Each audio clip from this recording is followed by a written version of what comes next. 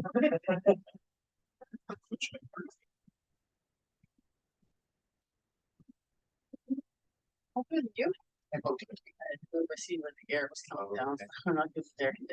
afternoon, everyone. Thank you so much for joining us today, both in person and online. Those of us who are joining us in person, thank you for braving the smoke and the heat to come out here. And for those watching online, to set the scene, you can still smell the smoke in the store just a little bit. My name is Jasper Dent. I'm the event coordinator at McNally Robinson Booksellers here in Saskatoon. This event is being held on Treaty 6 territory. This is the land of the Cree, Dene, Soto, Dakota, Nakota, and Lakota, and of course, the homeland of the Métis. It's my pleasure to welcome you to the Saskatoon launch of I Am Métis by Tasha Hilderman, published by Tundra Books. Thank you to Tasha and our host, Court Jacquet, for being here today and for working with us to create this event. Just to note, before we get started, although you probably already picked up on this, the event is being live streamed, so please just be aware of the web camera up to your right here. I'm also going to take this moment to remind you all to silence your phones if you haven't already. Excellent. Now I'd like to introduce your host for the afternoon. Court Jacquet is a proud Métis man born in Saskatoon. He is the author of several short stories and 2 books, Road to La Prairie Ronde and Growing Up Métis, Stories of Resiliency, both published through Gabriel Dumont Institute. Court is also an oral storyteller who shares stories told to him by his Skookum and other Indigenous elders and knowledge keepers. We're so pleased to have Court hosting this event here today. Everyone, please give him a very warm welcome.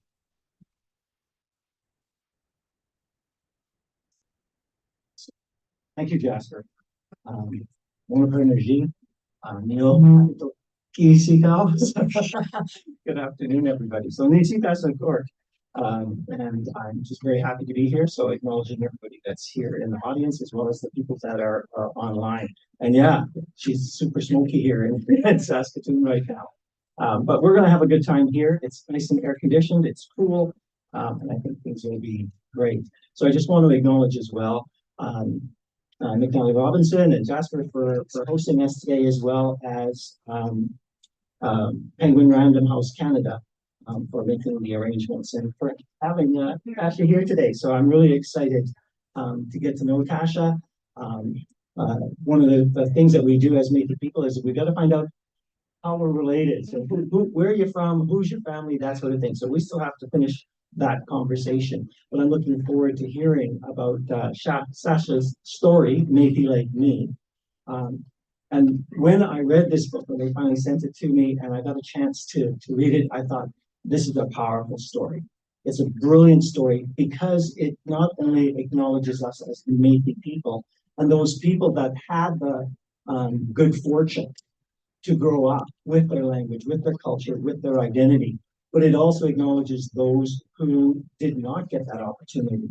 And there are so many who were protected by their grandparents, by their family members who saw the systemic racism that was out there in this country and wanted their children to have opportunities, employment opportunities, educational opportunities. And so because of that, racism hid our culture from their children, who then grew up not knowing that culture, but having every right to it. And so this book acknowledges that fact. And I always say it's a hole in your spirit. It's a gap that's missing. And when you find out you're Métis, you want to fill that hole. You want to fill that spirit. And this book speaks to that. And so I love that. But it also acknowledges the fact that this information is for everybody. So even if you're not Métis, you should know who Métis people are. We don't do a very good job of that in this country and in our school systems. And so books like this are valuable in affirming that information. So I thank you for writing that, and I look forward to hearing about it. So without further ado, I will turn it over to Tasha.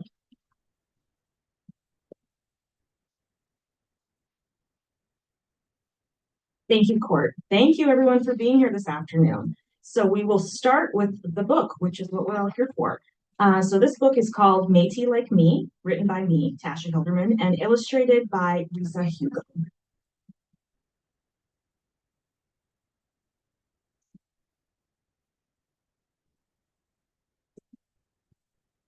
Are you Métis like me?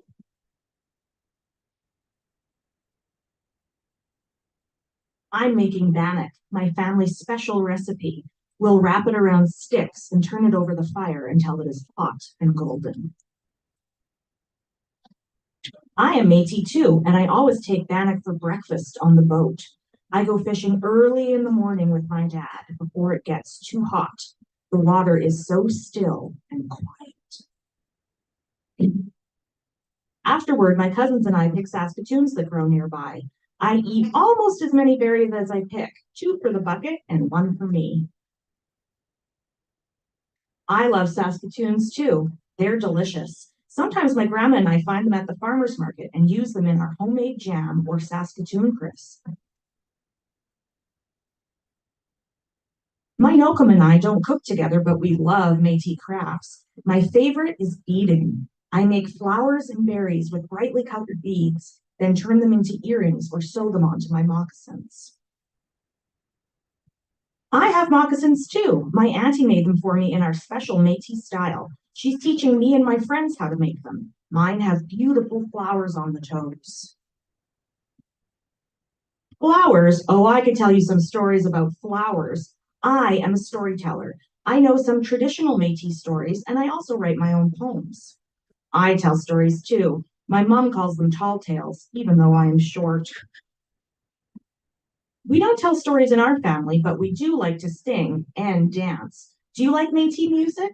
It's a blend of styles, and it's perfect for dancing. I play the fiddle like my grandfather. When I jig with my aunties and uncles, our feet move so fast, faster and faster until we run out of breath. I am Métis, but I don't know how to jig or fiddle. I have never made bannock or moccasins or picked Saskatoons. I don't know the history of our people. It's never too late. You can learn now. When we pick berries, we walk the same trails and pick them from the same plants our ancestors did. When we thread beads on our needles, we follow patterns and techniques passed down for generations. When our hearts feel the vibrations of the drums, something inside us knows and remembers. I am Métis, but I am still learning. I am still growing. I am an important part of a community. We are strong. We are resilient. We are still here. I am not Métis, but I like sitting around the fire, hearing your stories, sharing your food, and having you as my friends. And that is the end of that story. There is a little bit at the back with an author's note and also a recipe for my family's favorite bannock. And then a little bit of midship dictionary at the back to learn some words that are in the story. So thank you very much.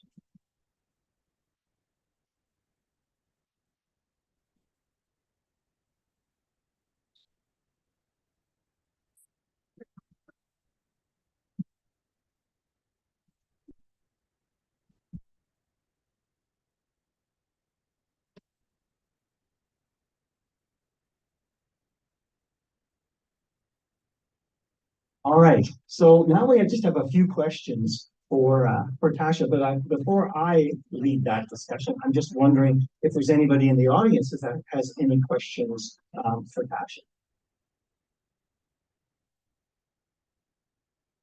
Yes. Where did you get the idea from to do a book such as this?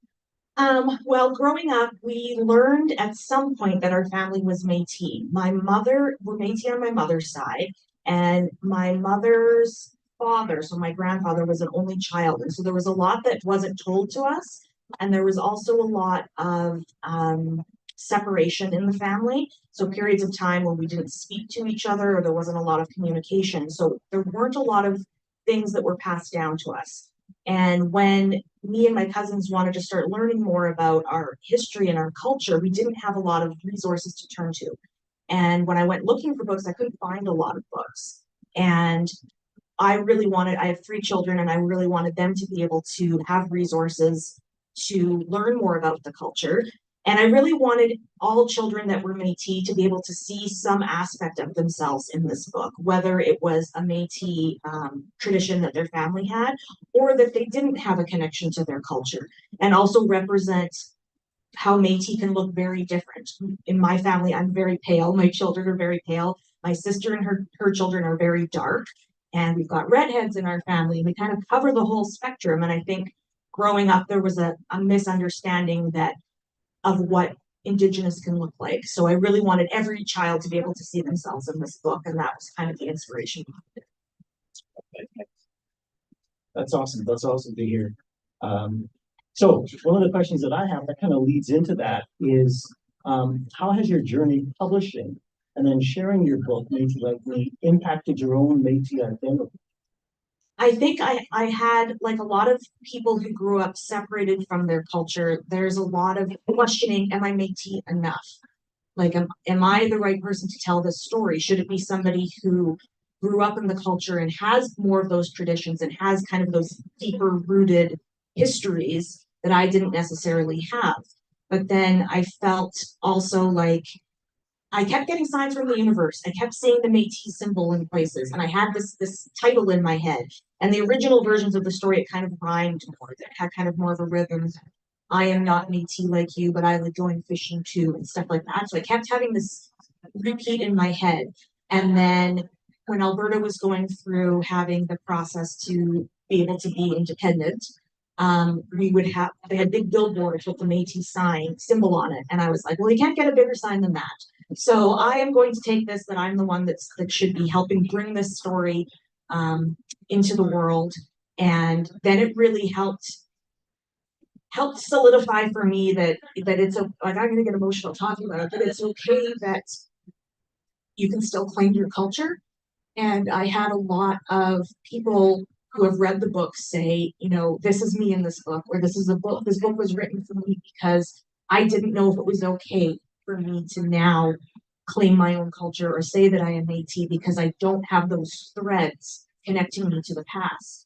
And for me, I feel like we're the generation that can pick those threads back up. And going to the Tosh, I read something on their website that an elder had said, our history and our culture it hasn't disappeared, it's just been shelved, and it's been sitting on that shelf for somebody else to pick it up.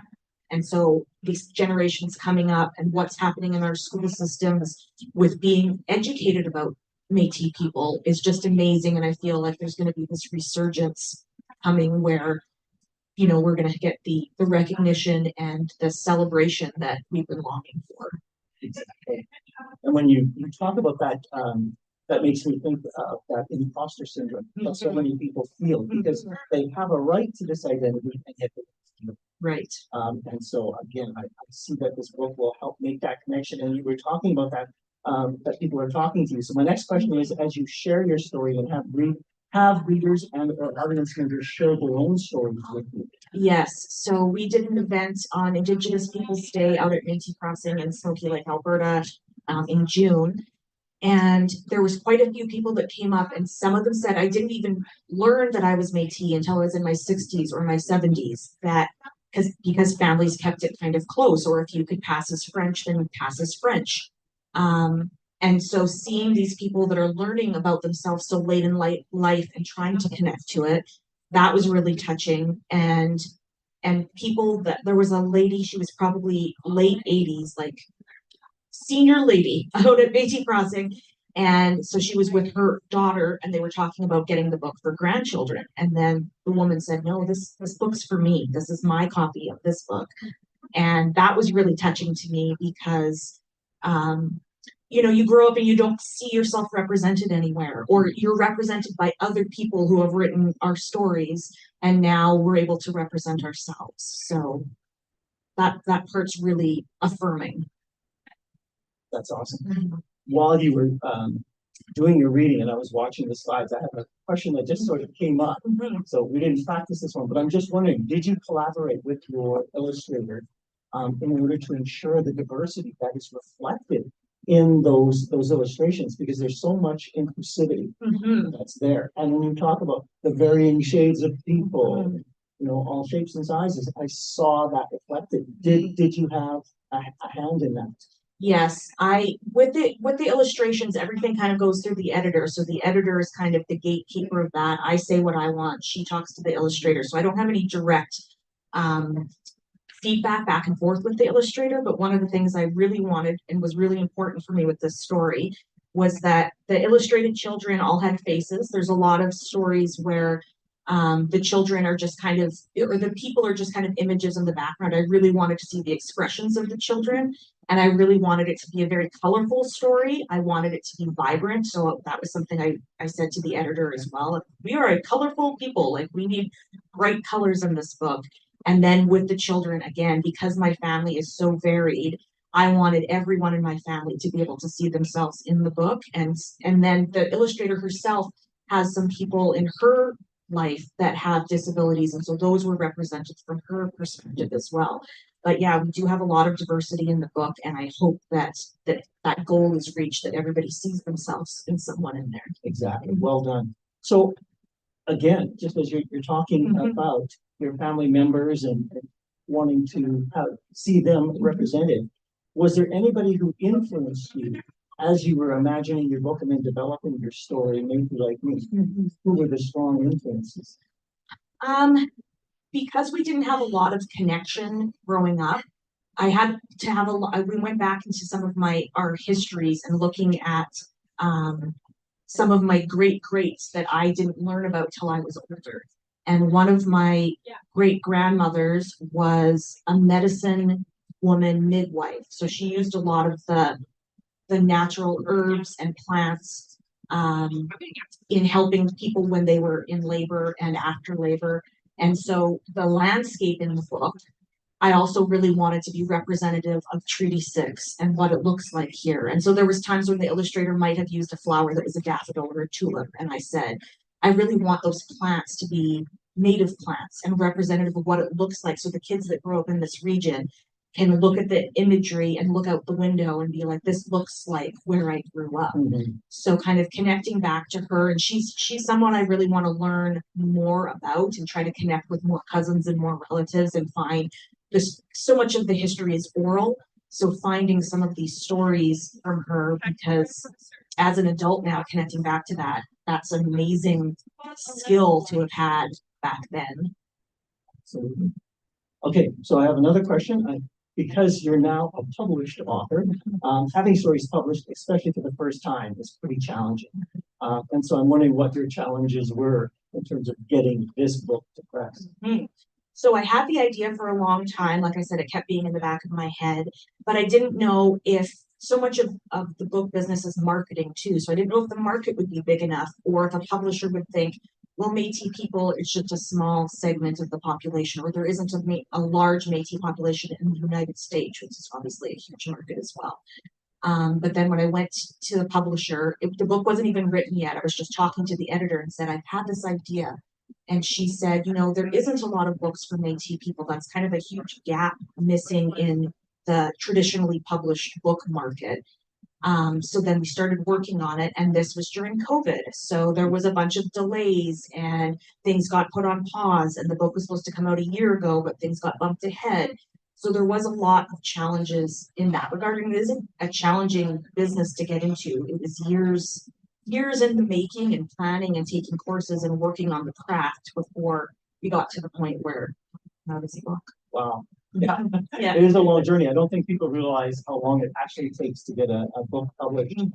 And so my last question, you are now a published children's author. Will you continue to write stories from a Métis perspective, or are you going to follow other interests? So probably a little bit of both. Right now, I have a second book coming out next summer called Lights at Night, and it's about celebrating the lights the lights we use to celebrate throughout the year. So campfires and fireworks, and then Christmas lights and jack-o'-lanterns. And so that's kind of a general one. Again, though, with our region in mind, how we get really low light and dark really early in the fall with the combines coming out and that kind of thing. And then I'm working on some, again, going back to kind of like the plants and thinking about how Métis people connected with the environment and the plants that grow around here. So those are in the process. All right. So we'll see. And is that second book, the one about the lights, going to come out through Penguin again? Yes. So that one's through Penguin, and that one comes out August 5th next year. And then the 2026, I have like an early reader coming out. In 2027, I have one of the puppies coming out with Candlewood. Very nice. So awesome. So we'll look forward to those stories. And I'm just wondering, one more chance for the audience, if there's any questions or comments that you want to make to Tasha. Okay, well, I will thank you for your time. Thank you very and much. for sharing with us. And this is now our opportunity. You'll see that there are copies of Métis Like Me on hand here, and Tasha's here to sign them if you would like to get your book signed.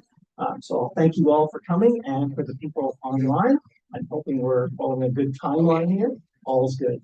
Okay. Anything else that you want to say before we close it off? Just thank you to McNally's for the opportunity, and thank you. Thank you. That's it, folks.